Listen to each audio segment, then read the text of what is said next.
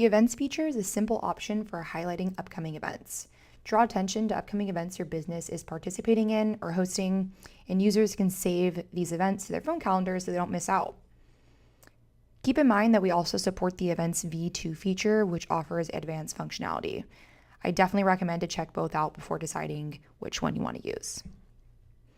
The Events feature is perfect for a fitness studio detailing daily or weekly fitness classes, in this case, open gym night, and a recurring event for Sunday morning yoga.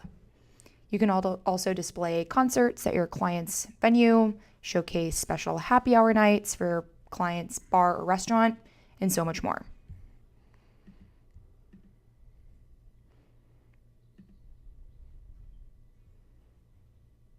When you're first getting started, make sure to decide whether you want these features to auto-deactivate automatically after 2 weeks of the start date. I'd recommend to select to sort events by date and time.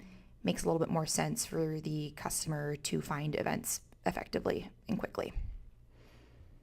When adding a single event, all you really need to add is the time of the event, start and end date, event name, and a quick description. Keep in mind there's a lot you can do with the WYSIWYG. You can include images, you can insert a table, change the font, and much more. For the recurring events, same goes. Include a start and end time.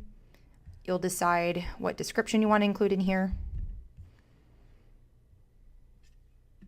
And as you can see, when you're initially setting it up, you'll decide whether or not you want to include what day of the week, the duration,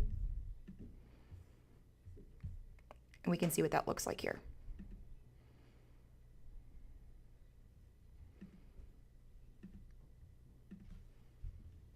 For recurring events, if you do happen to make changes, please do keep in mind that changes will only apply to new occurrences, meaning you'll actually need to go and individually change each occurrence that has already been generated from the previous recurring event.